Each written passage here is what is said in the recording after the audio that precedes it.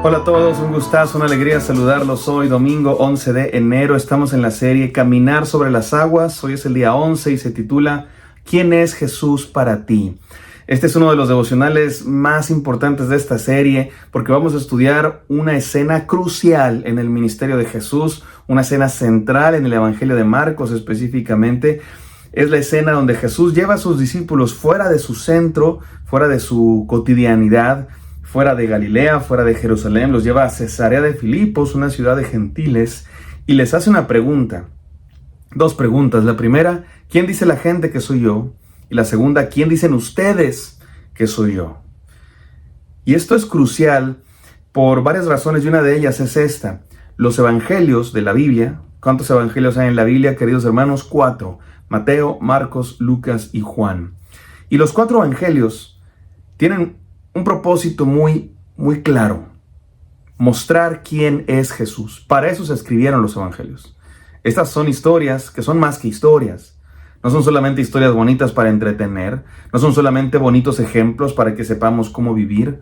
Tienen un propósito más allá: decirnos, proclamar quién es Jesús. Cada uno lo hace a su manera, pero los 4 evangelios tienen ese propósito, y cada uno nos dice quién es Jesús: el Hijo de Dios, el Mesías prometido, el Salvador, Dios con nosotros, el Príncipe de Paz, el siervo sufriente, el Verbo encarnado, Dios mismo hecho hombre. Y déjenme hablar específicamente del Evangelio de Marcos, porque el Evangelio de Marcos es muy claro que está dividido en 2 partes, y toda la primera parte se trata de eso, de la gente preguntándose quién es Jesús. En muchas de las historias, después de que Jesús sana, responde o hace algún milagro, se dice el Evangelio de Marcos, y la gente se preguntaba, y los discípulos se preguntaban, ¿quién es este? ¿De quién se trata? Que los mares le obedecen, que sana a los enfermos, que hace milagros. Y el autor, Marcos, lo hace intencionalmente. Nos dice, la gente se preguntaba quién es Jesús, para que tú también te preguntes quién es Jesús. Para que tú que estás leyendo también te hagas esa pregunta: oye, de veras, ¿quién es? Y antes del versículo 8, todos están confundidos, como que no saben quién es Jesús. Y de hecho Jesús, que también es un recurso literario, les dice, no digan lo que pasó, no digan quién soy, no digan. Por todos lados el Evangelio de Marcos está apuntando nuestra atención hacia la identidad de Jesús. Y hay un milagro que solo se cuenta en el Evangelio de Marcos, capítulo 8, donde Jesús sana a un ciego, y es el único milagro que parece que es como en 2 pasos. ¿Se acuerdan? Sana un ciego que primero ve borroso, ve a los árboles como personas y a las personas como árboles, y finalmente Jesucristo hace un segundo milagro y es completo finalmente. ¿Por qué? ¿Por qué Jesús no hizo el milagro completo al principio?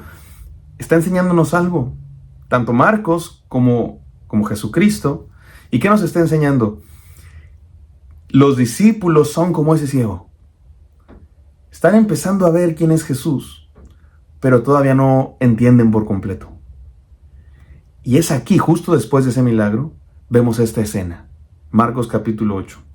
Donde Jesús lleva a sus discípulos y les pregunta, ¿quién soy? Vamos a ver si están aprendiendo. Jesucristo se los lleva a un curso intensivo de cristología. ¿Quién es Jesús? ¿Quién es Cristo? Vamos a leerlo. Lo vamos a leer del Evangelio de Mateo, capítulo 16. Es la misma historia, pero vamos a leer la versión de Mateo. Capítulo 16, del 13 al 20, dice así la palabra de Dios. Viniendo Jesús a la región de Cesarea de Filipo, preguntó a sus discípulos diciendo, ¿quién dicen los hombres que es el Hijo del Hombre? Ellos dijeron, unos Juan el Bautista, otros Elías y otros Jeremías o alguno de los profetas.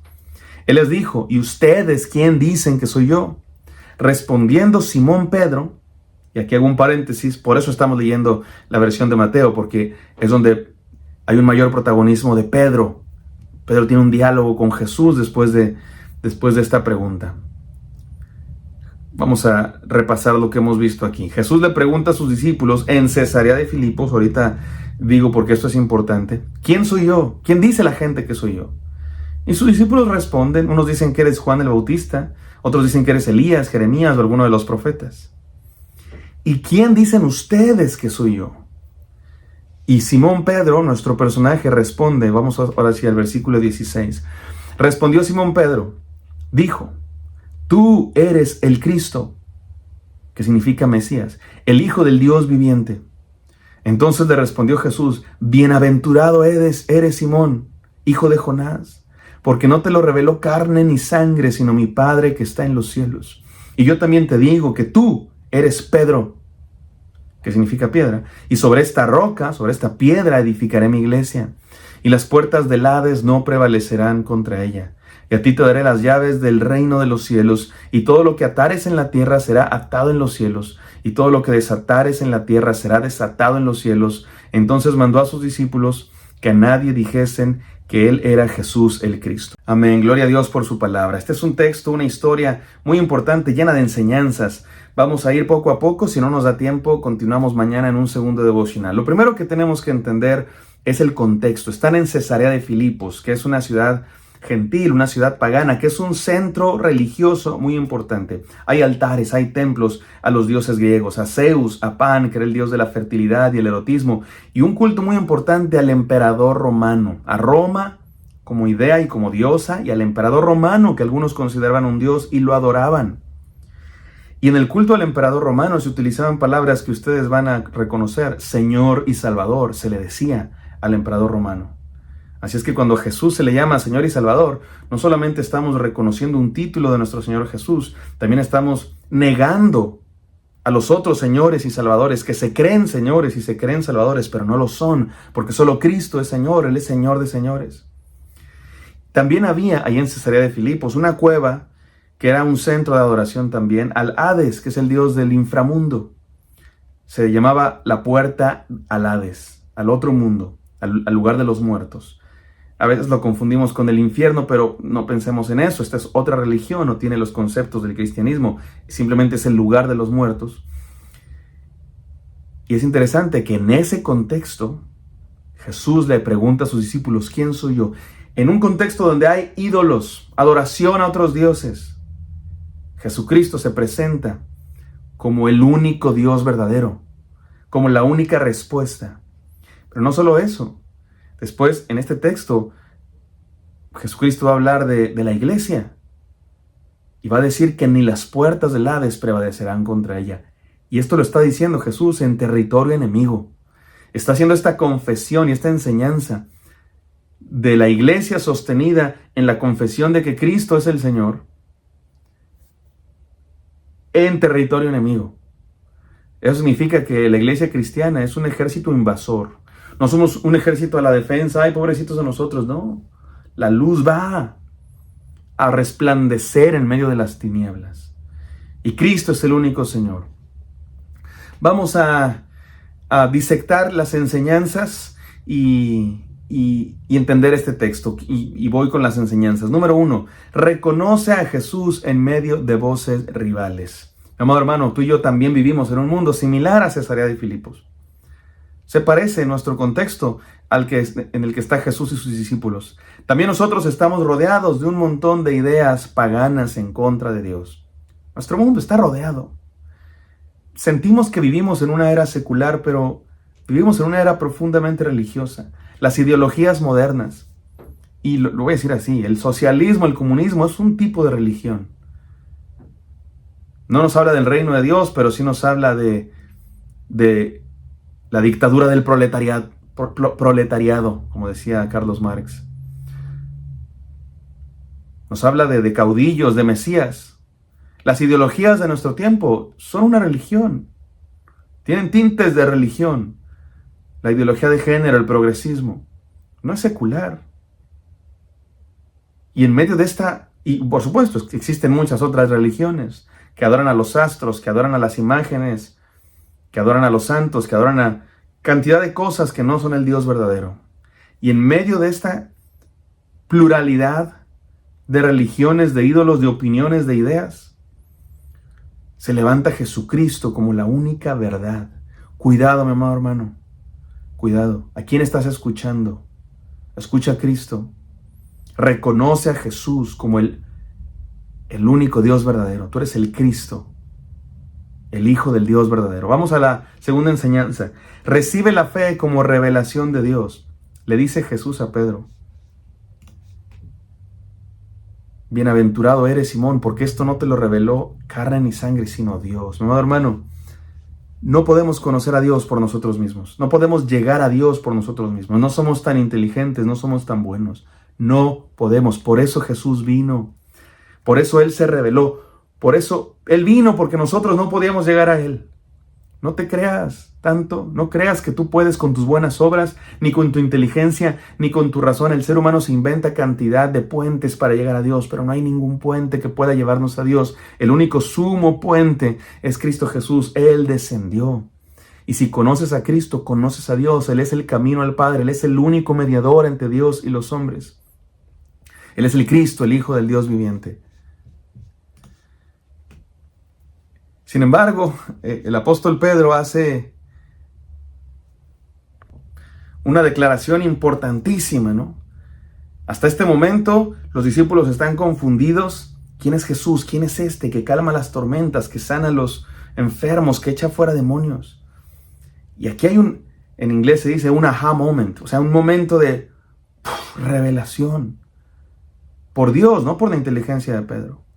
Y luego Jesús hace una serie de declaraciones que han sido interpretadas de muy diversas maneras. No tengo tiempo para explicarlas a detalle, pero déjenme intentarlo en sus líneas generales. Jesucristo le dice, no te lo reveló carne ni sangre, sino mi Padre que está en el cielo. Y por eso te digo que tú eres Pedro y sobre esta roca edificaré mi iglesia. Y muchos piensan que está diciéndole a Pedro, tú serás el primer papa. Es completamente anacrónico eso, no existía tal cosa en este momento. Ahora, pero Pedro sí fue uno de los primeros líderes de la iglesia, no el único, ni el máximo. Hubo otros líderes de la iglesia a la par de Pedro, pero hay algo que está diciendo aquí Cristo Jesús. Número uno, Cristo Jesús es el que funda la iglesia, Él es el que la edifica. No es Pedro, no son los apóstoles, es Jesús el que edifica la iglesia. Pero, y la Biblia lo dice por muchas partes, los apóstoles son fundamentos, piedras, pilares de la iglesia. El propio apóstol Pedro nos habla de piedras vivas, lo leeremos en algunas semanas. No se creía el apóstol Pedro la única piedra de la iglesia. Pero hay algo importante aquí. La iglesia es una edificación espiritual de Dios y los ladrillos somos nosotros. Esto nos habla de un orden. Esto nos habla de un principio de orden que Dios estableció y que debemos respetar y asumir. Y lo que sigue nos habla de eso.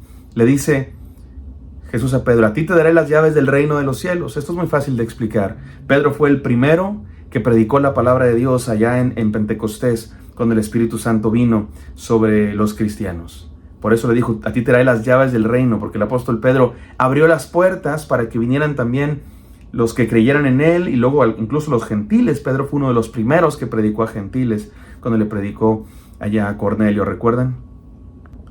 Y luego le dice otra frase que también puede confundir a muchos. Todo lo que ates en la tierra será atado en los cielos y todo lo que desates en la tierra será desatado en los cielos. Nos confunde porque no estamos en el contexto, pero en aquel contexto esa frase era conocida. La idea de atar y desatar era conocida entre los judíos y refería a la autoridad de los rabinos, la autoridad de los líderes en la fe. Eso es todo.